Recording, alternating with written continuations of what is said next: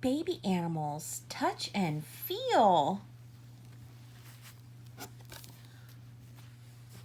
Daisy the duckling's down is bright. She loves to swim all day and night. Can you feel her scaly feet? She says, quack, I want a treat. Look at those little scales on the feet. Perry the puppy loves to play. He's in the garden every day. Can you feel his shiny nose? He says, woof, I want to doze. Look at his nose, it's so shiny.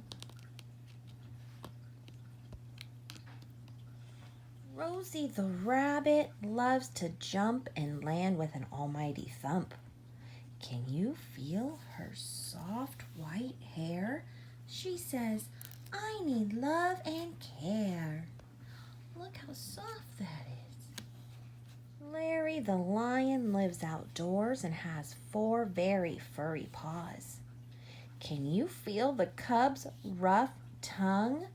He says, roar, let's have some fun. His tongue is really rough. Katie the kitten's cute and fuzzy. Her head is soft and so is her tummy. Can you feel her fluffy fur?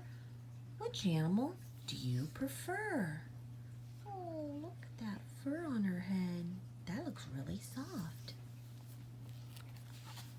The end.